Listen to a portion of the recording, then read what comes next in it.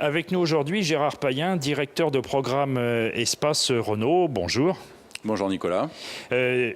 C'est une véritable révolution. Là, je veux dire, je pense que le terme n'est pas trop fort. Ça fait 12 ans que les passionnés d'espace, qui sont quelques-uns dans le monde, attendaient nouvel espace. D'ailleurs, on dit le nouvel espace ou la nouvelle espace, parce que j'ai vu les deux. Donc vous pouvez déjà nous dire de quel sexe est l'enfant. Voilà, donc nous parlons de nouvel espace, et au-delà des 12 ans depuis le lancement de la génération actuelle, c'est une histoire de 30 ans espace.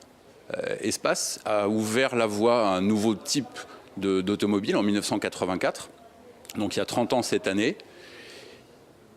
et aujourd'hui on réinvente l'espace dans la continuité, donc on est vraiment dans une logique de rupture dans la continuité, on le réinvente non plus comme un monospace, mais comme un crossover.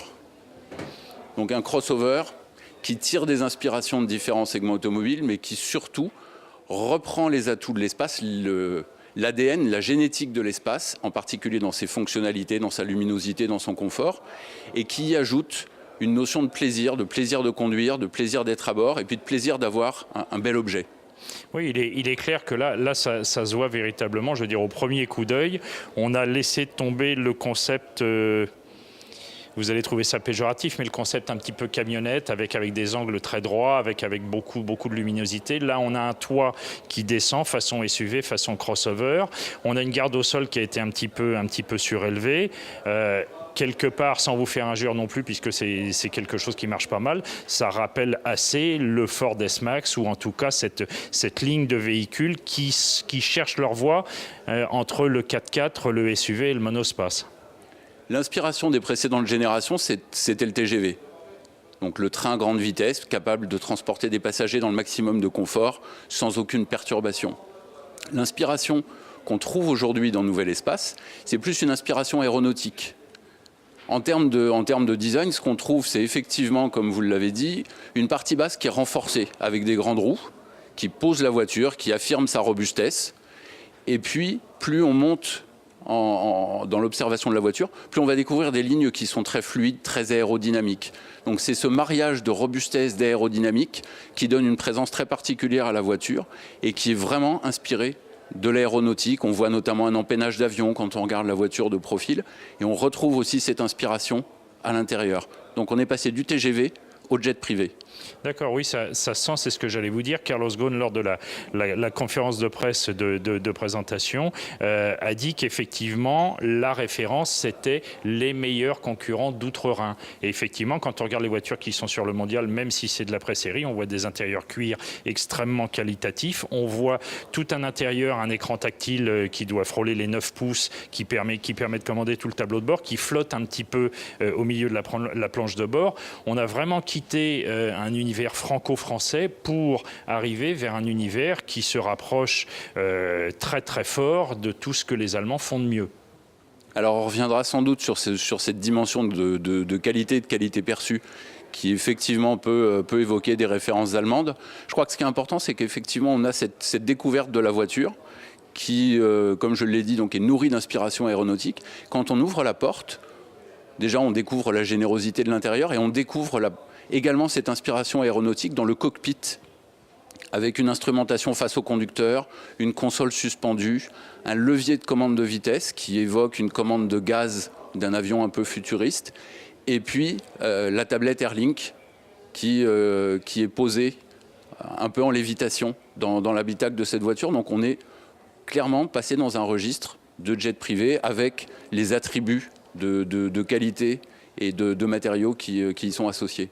Alors beaucoup de technologie dans cette voiture, à la fois au niveau du châssis, puisque en fonction, je crois que le programme n'est pas encore totalement arrêté, mais on a le système Ford Control avec les 4 roues directrices, qui sera bien évidemment sur le haut de gamme, sur l'initial, et puis je crois que la politique commerciale n'est pas encore tout à fait calée là-dessus. Ce que tout le monde aimerait, c'est avoir en totalité, même depuis le premier niveau de gamme, ces 4 roues directrices. Malgré tout, il y a des impératifs de coût qui feront que ça ne sera pas le cas. Alors, absolument, en termes de technologie, donc on a un petit peu un cocktail de technologies dans Nouvel Espace, et on a surtout un chef d'orchestre de ces technologies, donc qui est le système Renault Multisense.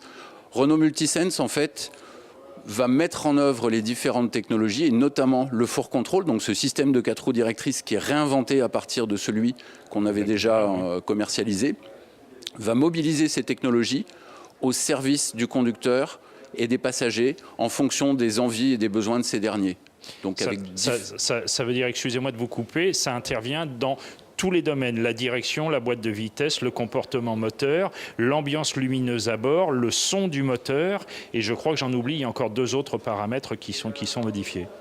Absolument. Alors pour bien partager le fonctionnement de ce système Multisense, le conducteur va choisir à sa guise un mode de conduite. Alors ces modes de conduite, on en distingue donc 4 principaux qui sont réglés en usine, mais que le conducteur pourra adapter un petit peu s'il le souhaite. Et puis un mode personnalisé qui, au fur et à mesure de la découverte de la voiture, donc pourra être la façon de jouer la partition de ces technologies préférées du conducteur.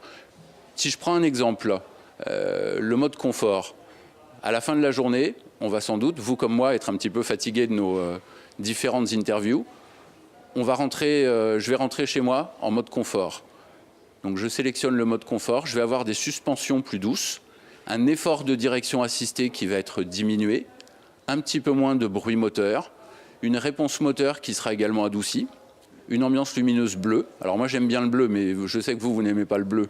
Vous pourrez passer à une autre couleur, à choisir dans la palette qui est disponible. Et puis je vais avoir le siège massant qui va délivrer un programme particulier pour me relaxer. Et avec ça, j'arriverai chez moi en pleine forme. La famille n'a pas été oubliée pour autant, puisque en dimension de châssis, on est quasiment la dimension de ce que l'on appelait précédemment grand espace. Désormais, il n'y aura qu'une seule carrosserie.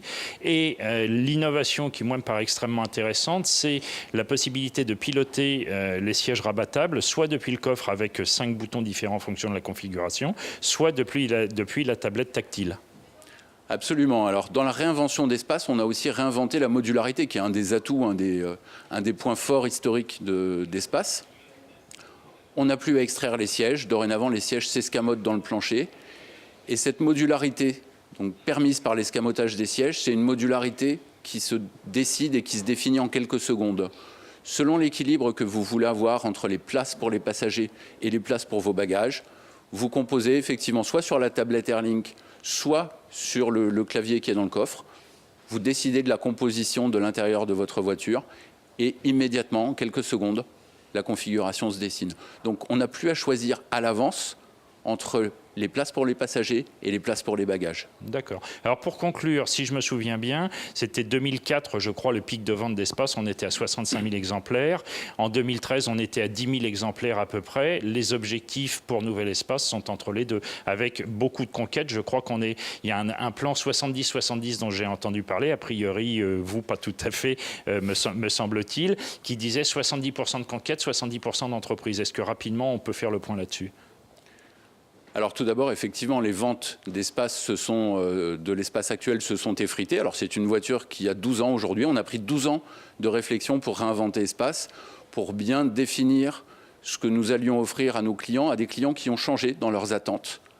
Il y a clairement une évolution du marché où on voit la part du grand monospace traditionnel, essentiellement fonctionnaliste et avec finalement une émotion donnée aux conducteurs et aux passagers qui était un peu au second plan.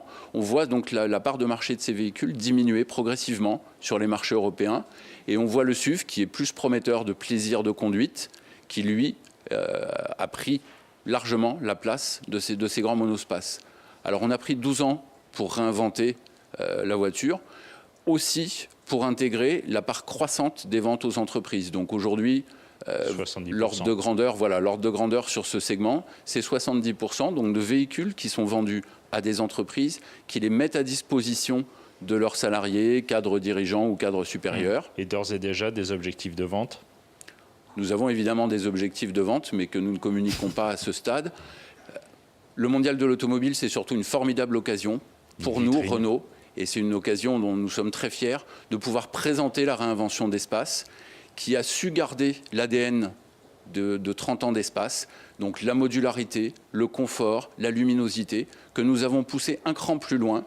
Et en même temps, il y a apporté donc ce plaisir de conduire non seulement qui est promis par le design de la voiture, mais qui est également apporté en termes de bénéfices réels par toutes les technologies qu'on a pu mettre dans cette automobile et le système Renault Multisense, chef d'orchestre des technologies. D'accord, on va conclure là-dessus. Merci beaucoup.